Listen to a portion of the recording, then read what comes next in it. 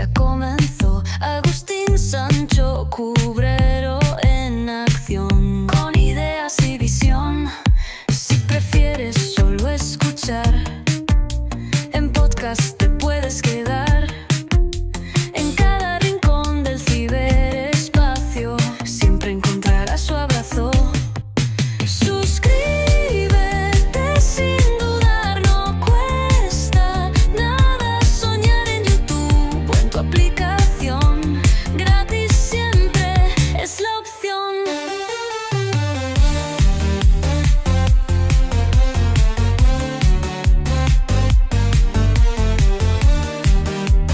Bienvenidos una vez más a El Comentario, un programa realizado por Agustín Sancho Cubero. Este programa está disponible en formato vídeo en YouTube y para los amantes del audio, estamos en formato podcast, en las principales plataformas de audio. No te olvides de suscribirte a cualquiera de estas plataformas, es gratis. A continuación empezamos el programa. Muchas gracias. Se suponía que la Primera Guerra Mundial iba a ser la guerra que terminaría con todas las guerras. Pero, apenas 20 años después, el mundo ardía otra vez. El Tratado de Versalles, firmado en 1919, dejó a Alemania humillada. La desesperación económica afectó a muchos países en los años 30. La Gran Depresión. Esto creó un terreno bueno para ideas extremistas. En Alemania, Adolf Hitler y el partido nazi llegaron al poder. La política de calmar a Alemania por parte de otras potencias europeas solo los hizo más atrevidos. Japón quería dominar el este de Asia y el Pacífico. Italia, con Benito Mussolini, soñaba con un nuevo imperio romano. La Sociedad de Naciones, que debía evitar estas agresiones, no pudo hacer nada. Cuando Alemania invadió Polonia el 1 de septiembre de 1939, fue el resultado de años de tensiones acumuladas. Gran Bretaña y Francia declararon la guerra a Alemania 2 días después. El mundo estaba de verdad en llamas. La batalla de Stalingrado comenzó en agosto de 1942, parte de la Operación Barbarroja de Hitler. Stalingrado, una ciudad con el nombre de Stalin, se convirtió en un símbolo. Para Hitler, tomarla era una cuestión de prestigio. Para Stalin, defenderla era una cuestión de supervivencia nacional.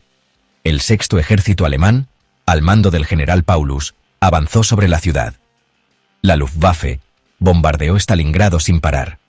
Pero los soviéticos no se rindieron. Cada calle, cada casa, cada fábrica se convirtió en una fortaleza. La lucha fue brutal, cuerpo a cuerpo, muchas veces mano a mano. La ciudad se convirtió en una picadora de carne para los dos bandos. Los francotiradores se hicieron famosos, disparando a sus objetivos desde ventanas rotas. La famosa orden número 227 de Stalin, ni un paso atrás. Los soviéticos enviaron muchos refuerzos a la ciudad, cruzándolos por el río Volga. La batalla por Stalingrado se convirtió en una prueba de resistencia. El destino del frente oriental, y quizás de toda la guerra, estaba en juego. Luego llegó el invierno ruso. El general invierno, lo llaman. Las fuerzas alemanas no estaban preparadas para su dureza. Sus líneas de suministro eran muy largas y débiles. Su equipo se congelaba. Los soldados no tenían ropa de invierno adecuada. Las congelaciones eran muy comunes. El frío era un enemigo tan mortal como los soldados soviéticos. En noviembre de 1942, los soviéticos lanzaron la Operación Urano. Atacaron a las fuerzas rumanas e italianas, más débiles, en los lados del ejército alemán. En pocos días, habían rodeado a todo el sexto ejército alemán. Hitler, en su búnker lejano, prohibió cualquier intento de escapar. Prometió abastecerlos por aire, una promesa imposible. Dentro del Kessel, el caldero, las condiciones se volvieron terribles. El hambre era general. Para enero de 1943, la situación era desesperada para los alemanes. Stalingrado fue una derrota enorme para la Alemania nazi. 6 de junio de 1944.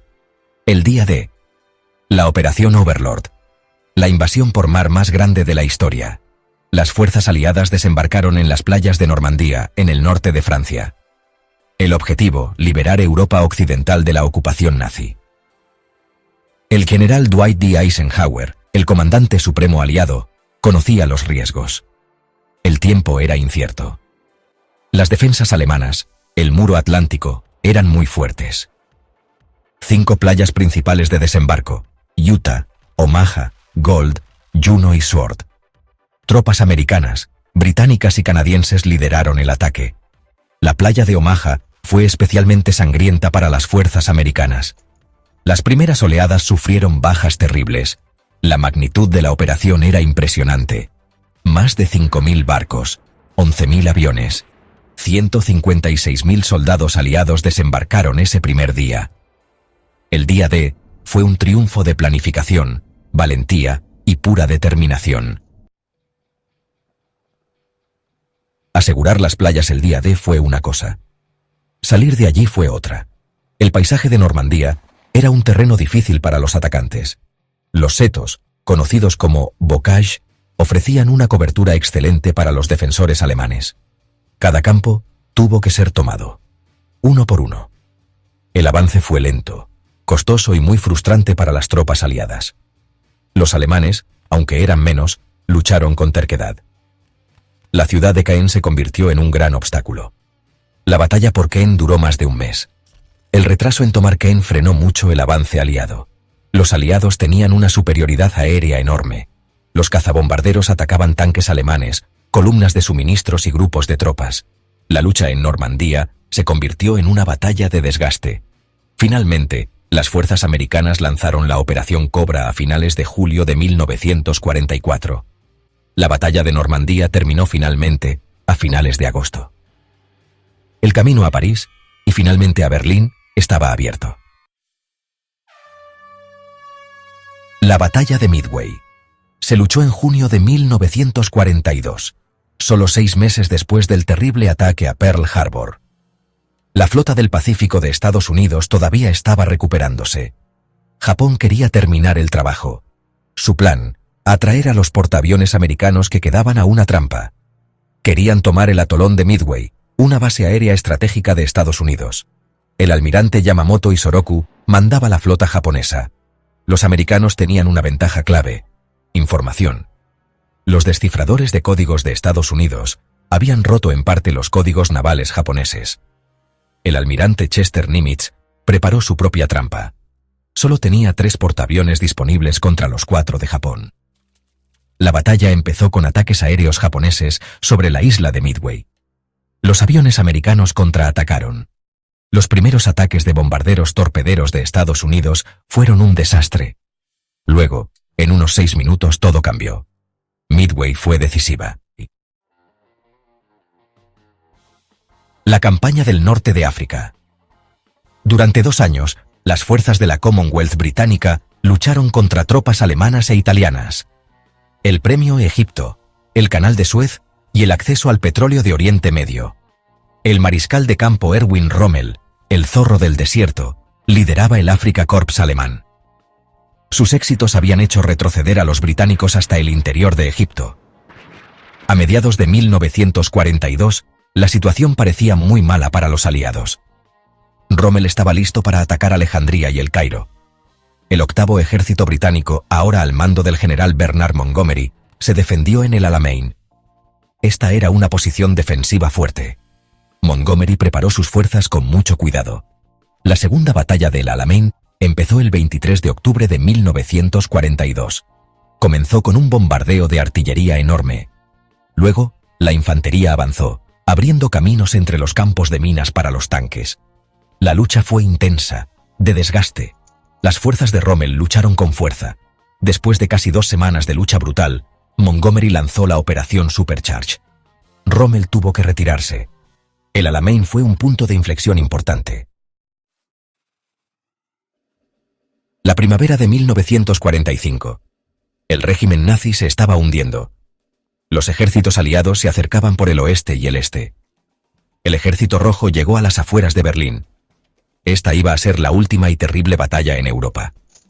Hitler, escondido en su búnker, se negó a huir. Ordenó que la ciudad se defendiera hasta el último hombre, hasta la última bala. El ataque soviético a Berlín empezó a mediados de abril de 1945. Millones de soldados soviéticos, miles de tanques y piezas de artillería. Se enfrentaron a una resistencia alemana decidida y a menudo fanática. Calle por calle, casa por casa, la lucha fue salvaje. La batalla por el Reichstag fue simbólica. Los soldados soviéticos lucharon para abrirse paso a través de su estructura en llamas. Finalmente, el 30 de abril, izaron la bandera soviética sobre el edificio. Ese mismo día, Adolf Hitler se suicidó en su búnker. La lucha en Berlín continuó unos días más. El 2 de mayo de 1945, la guarnición de Berlín se rindió formalmente a los soviéticos. La batalla de Berlín había terminado. Estas batallas, Stalingrado, Normandía, Midway, el Alamein, Berlín, no eran solo nombres en un mapa, no eran solo fechas en un libro de historia. Eran lugares donde millones de vidas cambiaron para siempre. Es difícil entender la enorme cantidad de vidas humanas que se perdieron. Decenas de millones de muertos en todo el mundo. Soldados y civiles por igual. Ciudades enteras destruidas. Naciones destrozadas. El mundo que salió de la Segunda Guerra Mundial era muy diferente. La guerra llevó a la caída de los viejos imperios coloniales. Vio el surgimiento de dos nuevas superpotencias, Estados Unidos y la Unión Soviética. Empezó la Guerra Fría, un nuevo tipo de conflicto. Se formaron las Naciones Unidas, un intento de evitar futuros conflictos mundiales. Las consecuencias económicas fueron enormes. Europa estaba en ruinas. El Plan Marshall ayudó a reconstruir Europa Occidental. Japón también fue reconstruido, convirtiéndose en una potencia económica. La Segunda Guerra Mundial sirve como un recordatorio constante y terrible. Hasta aquí esta edición del programa de El Comentario, un programa realizado por Agustín Sancho Cubero. Este programa está disponible en formato vídeo en YouTube y para los amantes del audio, estamos en formato podcast en las principales plataformas de audio. No te olvides de suscribirse a cualquiera de estas plataformas, es gratis. También puedes compartir este programa, así me ayudas a crear más contenido. Hasta la próxima edición del programa. Muchas gracias. Guión, dirección y realización Agustín Sancho Cubero.